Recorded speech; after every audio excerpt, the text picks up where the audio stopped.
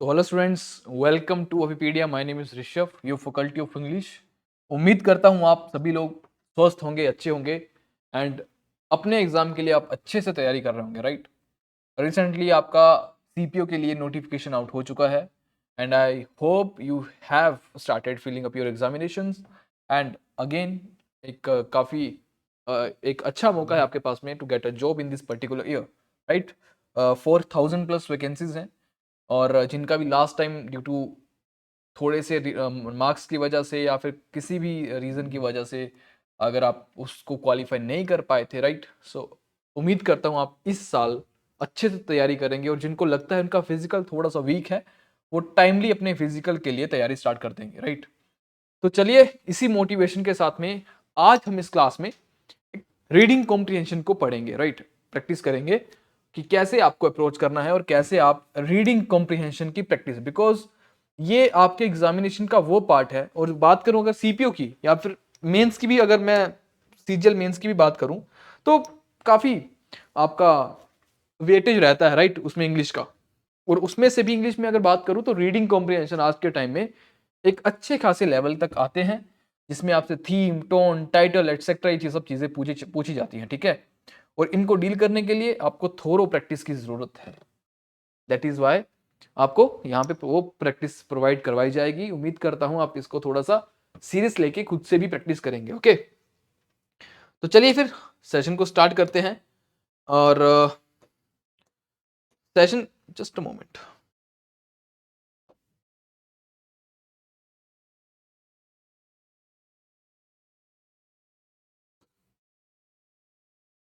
ठीक है, चलिए। और सेशन स्टार्ट करने से पहले थोड़ी सी इंफॉर्मेशन आपको मैं अपने कोर्सेज के बारे में बताना चाहूँगा, जिसमें कि आप जो भी एसएससी के अंडर एग्जामिनेशन हैं उनको आराम से आप कवर कर सकते हो। थोरोली इसमें सब कुछ आपको डिटेल में दिया जाएगा। और जो भी आपके मैथ्स के जैसे सॉल्यूशंस रहेंगे, वीडियो लेक्चर्स की फॉर्म में आप उनको देख सकते हो और उनके डाउट्स आप वहां पे अपने सॉल्व या रिजोल्व कर सकते हो इजीली, ठीक है। तो चलिए फिर स्टार्ट करें। चलिए,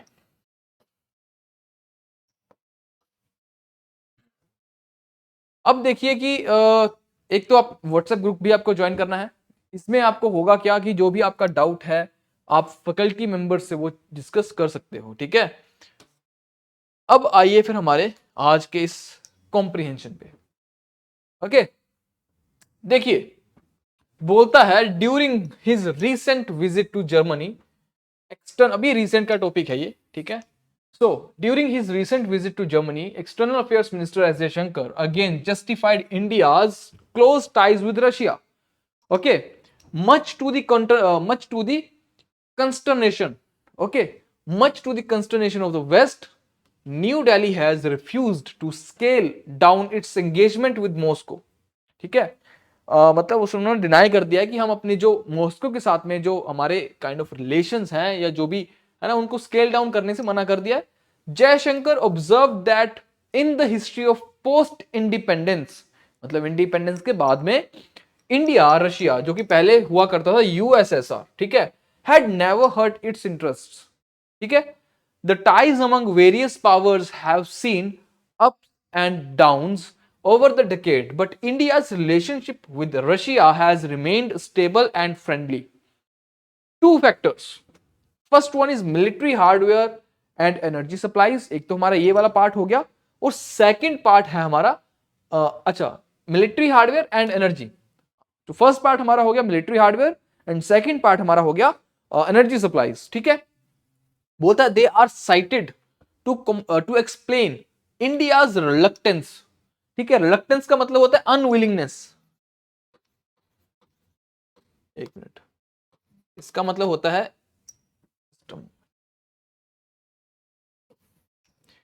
इसको लिख लीजिए, ठीक है।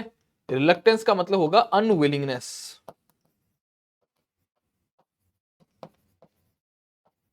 ठीक है।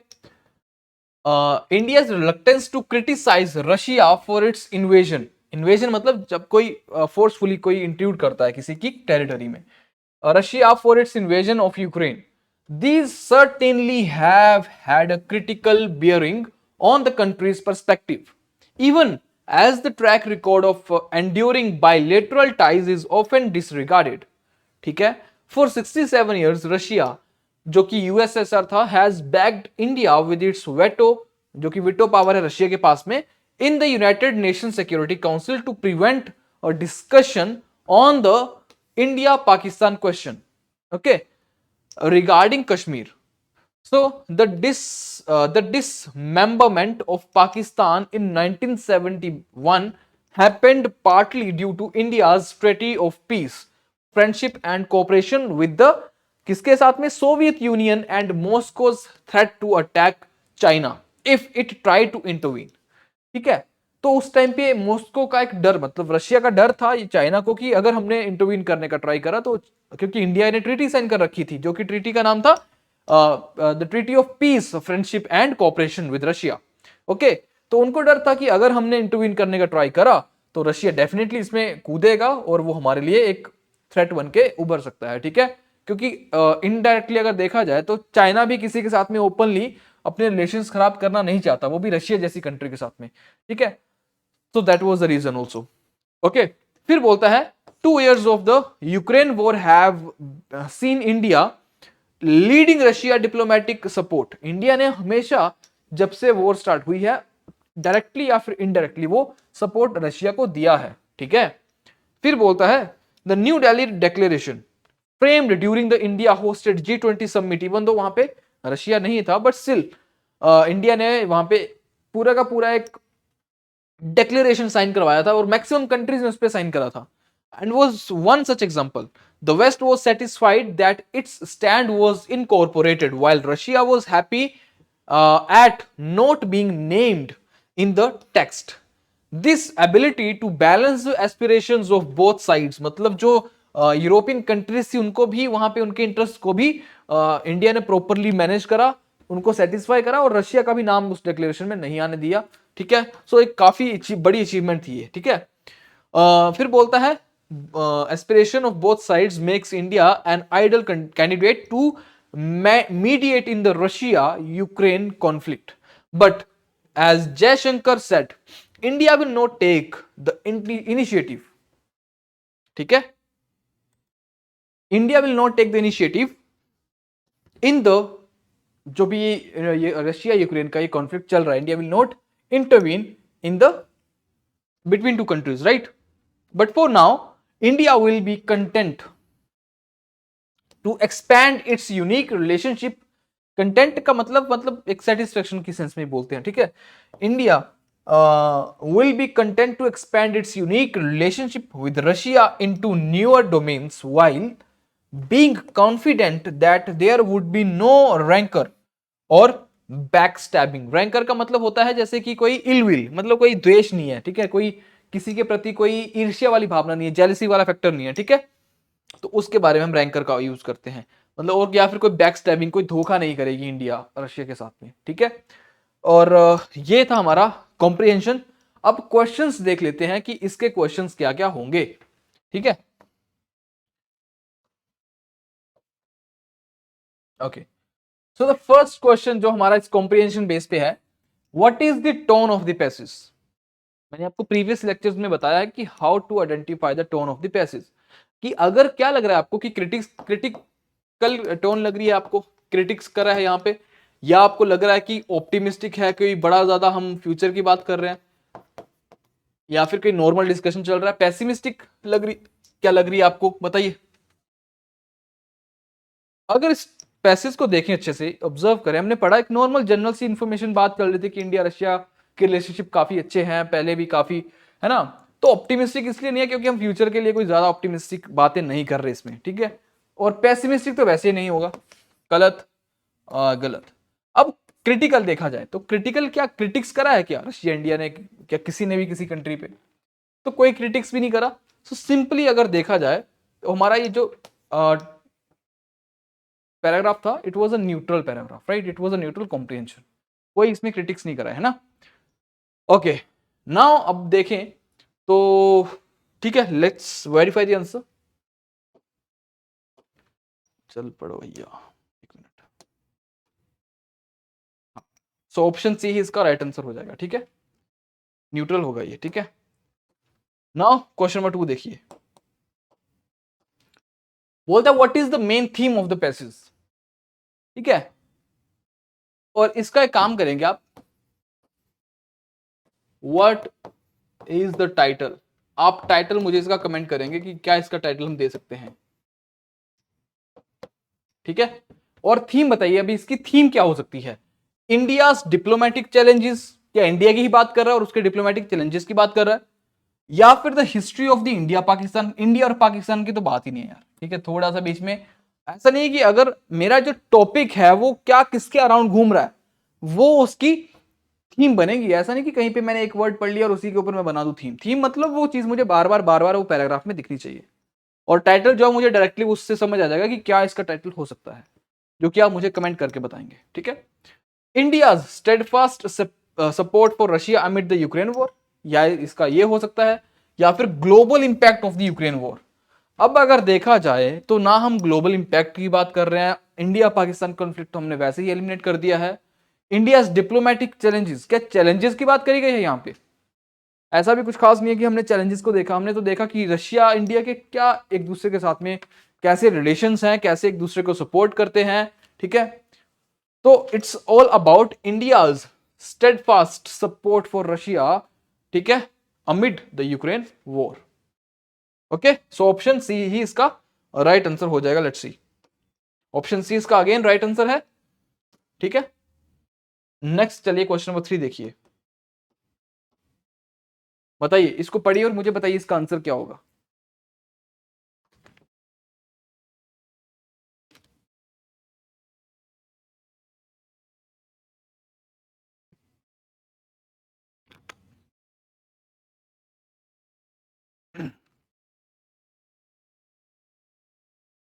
क्वेश्चन बोलता है, बोलते according to the passage which of the following best describes the nature of India's relationship with Russia Ukraine, या रशिया सॉरी यूक्रेन नहीं, Russia USSR since its independence.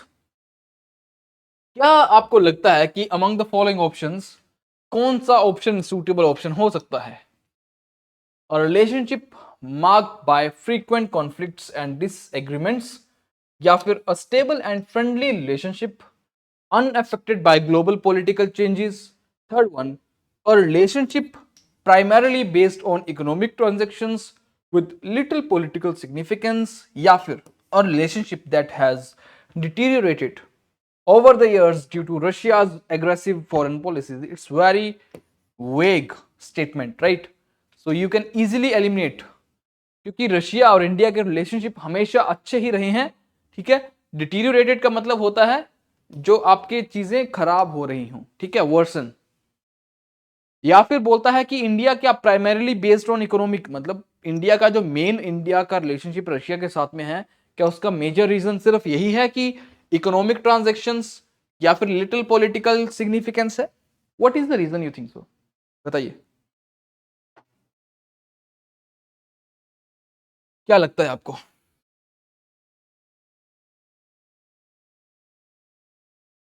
Very easy, अगर देखा जाए तो इंडिया के रिलेशनशिप जो, अगर बात इंडिया का रिलेशनशिप जो है रशिया के साथ में हमेशा से फ्रेंडली, कोऑपरेटिव, राइट, अमेनेबल। अब कुछ फ्रेंडली है ना, वो देखिए सिनोनिम्स, बताइए, स्टार्ट करें। अमेनेबल, एमिकेबल, ठीक है, कोऑपरेटिव आपको पता ही है, फिर आप बोल सकते हो अमेनेबल, एमिकेबल, ठीक है। अगर इसको देखा जाए तो केवल हमारा ना एक्साइटेड की सेंस में भी जाता है फ्रेंडली, ठीक है। कोऑपरेटिव हो जाएगा आपका, ठीक है। जॉन्टी, वैसे तो ये जॉन्टी हमारा जाता है खुशी की सेंस में, तो थोड़ा सा फ्रेंडली भी है ना। तो ये हमारे दो मेन मेजर है फ्रेंडली के, एमेनेबल और एमिकेबल, याद रखिएगा, ठीक है। So a stable and friendly relationship unaffected by global political changes, it is very easy option, और यहाँ पे हम इजीली इसको एलिमिनेट भी कर लेंगे बाकियों को।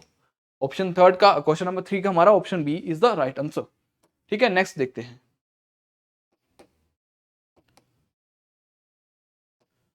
ओके, बोलता है what are the two main factors mentioned in the passage that explain India's reluctance to criticize Russia for its invasion of Ukraine. ऐसे कौन कौन से फैक्टर्स हैं जो कि मेंशन करे गए हैं इस पैसेज में, दैट एक्सप्लेन, जो एक्सप्लेन करते हैं इंडिया का reluctance to criticise Russia for its invasion of Ukraine. अब आपको मैंने रिलक्टेंस का मीनिंग बताया था, अनविलिंगनेस.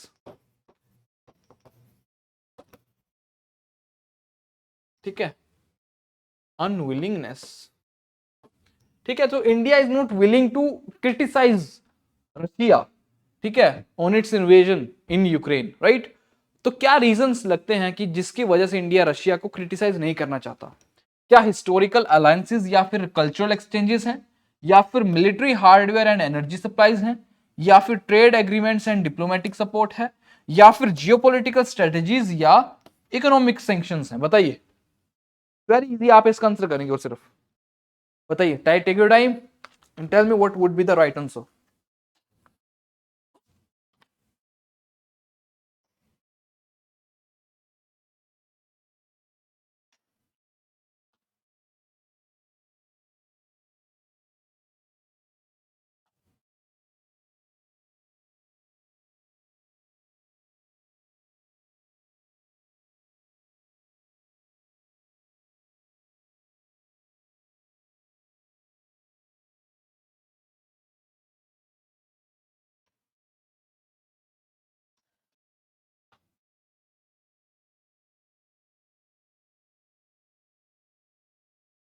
ओके, तो देखिए इसका जो राइट आंसर हो सकता है, हिस्टोरिकल अलायंसेस की हमने बात नहीं करी किसी भी पैसेज में. इस पैसेज में पूरी कल्चर एक्सचेंज कोई बात नहीं हुई.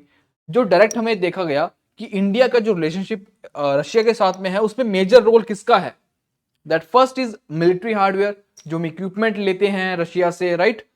और एनर्जी सप्लाईज, क्योंकि इंडिया जो है रशिया से एनर्जी सप्लाईज भी लेती है, नेचुरल गैस. ठीक है, so this is the major reason जिससे कि इंडिया क्रिटिसाइज नहीं करना चाहता रशिया को from from any angle on India Russia Ukraine war. ठीक है, नेक्स्ट क्वेश्चन देखें इसका. तो फोर्थ का हमारा option B is the right answer. ठीक है, चलें क्वेश्चन नंबर 5 पे देखते हैं. सो बोलता है what can be inferred about India stance on Russia Ukraine conflict from the passage, कि इस पैसेज में से हम क्या कंक्लूड कर सकते हैं कि इंडिया का जो स्टैंड है या इंडिया का क्या पर्सपेक्टिव है रशिया यूक्रेन कॉन्फ्लिक्ट को लेकर. क्या इंडिया ने प्रोवाइड करवाया है military support to Russia during the conflict? नहीं, ये तो हमें सरासर गलत दिखता है. ठीक है, या फिर India has maintained neutral stance offering diplomatic support to Russia without openly criticising it, या फिर India is actively seeking to mediate in the conflict. बताइए, क्या इसमें ऑप्शन 1 मैंने आपको बता दिया, वो तो मैंने स्टार्टिंग में एलिमिनेट कर दिया. क्या ओनली ऑप्शन 2 होगा, या फिर ओनली ऑप्शन 3 होगा, या फिर 2 3 होगा, या फिर 1 2? तो अगर मैंने 1 को एलिमिनेट करा है तो this option would be eliminated. This is already eliminated. So now I'm left with 2 options, right? Option 2 and option मतलब या तो सेकंड थर्ड होगा या फिर सेकंड होगा. बताइए कि अगर देखा जाए, अब ये ऑप्शंस देखिए, India has maintained neutral stance, यहां पे न्यूट्रल स्टांस की बात कर रहा है, और यहां पे बोल रहा है कि India is continuously seeking to mediate in the conflict. मतलब कॉन्टिन्यूसली इंडिया सपोर्ट कर रहा है कि नहीं भाई सुलह हो जानी चाहिए, दोनों अपना अपना देख लो और एक कॉमन पॉइंट पे आके इसको स्टॉप कर दो. क्या ऐसा कर रहा है इंडिया? नहीं. ठीक है, क्योंकि दोनों ऑप्शन कॉन्ट्राडिक्टिंग है, और दो कॉन्ट्राडिक्टिंग ऑप्शंस कभी भी एक साथ में नहीं आ सकते. ठीक है, वो तो बड़ा कॉमन सेंस वाला बात है कि अगर कॉन्ट्राडिक्ट कर रहा है कोई ऑप्शन तो दूसरे ऑप्शन के साथ नहीं आएगा जो उसका कॉन्ट्राडिक्शन में है. ठीक है, सो ऑप्शन 2 इसका राइट आंसर जाएगा, ऑप्शन बी इसका राइट आंसर हो जाएगा. ठीक है, बात समझ आई? देखिए इसका वेरीफाई करें फिर answer. Just a moment. Okay, fifth का option B is the right answer. ठीक है, सो ये था हमारा और अबाउट आज का पैसेज, ठीक है, जिसके ऊपर हमने क्वेश्चंस को डील करा। और आपके लिए क्वेश्चन मैं छोड़ के जा रहा हूं, आप मुझे इसका टाइटल बताएंगे, ठीक है, आप मुझे इसके टाइटल के बारे में बताएंगे कि what can be the title of this particular comprehension, ठीक है। अब थोड़ा सा मैं आपको बताना चाहूंगा हमारे माइक्रो कोर्सेज के बारे में, ठीक है, कि how you can take benefit from those micro courses, ठीक है। देखिए, एक तो कैसे आप अप्रोच करेंगे, कैसे आपको वो मिलेंगे, वो चीज को देखिए। सबसे पहले आप क्या करोगे, गूगल पे अभिपीडिया सर्च करोगे, ठीक है। जैसे अभिपीडिया आप सर्च करोगे, वहां से आपको चूज एग्जाम का ऑप्शन देखना है, ठीक है। चूज एग्जाम पे जाकर आपको जो भी एग्जाम के लिए तैयारी कर रहे हो, या एज ऑफ नाउ अगर सीजीएल के लिए तैयारी कर रहे हो, will go to the CGL exams, ठीक है। एग्जाम्स ओपन हो गया। Now what you will do, you will scroll down. अब आपको ना यहाँ पे देखो, अभी पीडीएफ माइक्रो कोर्सेज, छोटे कोर्सेज, राइट, ओके, ये चीज आपको मिलेगी। अब इसमें आप क्या करोगे, नीचे स्क्रॉल डाउन करके जिस भी टॉपिक के लिए आपको तैयारी लगता है थोड़ी सी कमी है, जिसमें you want some other like MCQs, ठीक है, सॉल्व करना चाहते हो कुछ भी चीजें टॉपिक वाइज उसको पढ़ना चाहते हो, you will get everything in these micro courses, ठीक है। अब जैसे इंग्लिश की बात करूं मैं, ठीक है, अब देखिए हर एक टॉपिक के हिसाब से sentence completion, error detection, cloze test, सब कुछ आपको इसमें मिलेगा। और हर एक टॉपिक की वेरी करेगी वहां पे प्राइस, ठीक है। तो सो दैट जो बच्चा लगता है कि हाँ भाई मेरे ये बाकी टॉपिक्स प्रिपेयर्ड हैं, मुझे थोड़ी सी वोकैबुलरी पे काम करना है, so you can just go for the vocabulary building, ये ठीक है, जिसमें कि आपको और चीजें वहां पे मिल जाएंगी, ठीक है ना। जैसे आप उसको ओपन करोगे, वहां पे आपको लेक्चर्स होंगे, अगर तो लेक्चर्स मिल जाएंगे, एमसीक्यूज मिल जाएंगे, और पीडीएफ फॉर्म में आपको वहां पे नोट्स भी मिल जाएंगे, ठीक है ना। सो this is all about micro courses. आप इनको गो थ्रू कर सकते हो और अपनी तैयारी को बूस्ट अप कर सकते हो, rather than purchasing full course you can go और you can buy micro course for particular topic और पर्टिकुलर सब्जेक्ट, ठीक है। So this is all for today's session. I hope और उम्मीद करता हूं आपको ये सेशन पसंद आ रहे होंगे। Please do like and share among your friends, right. मिलते हैं नेक्स्ट सेशन में, टिल देन टेक केयर। जय हिंद, जय भारत।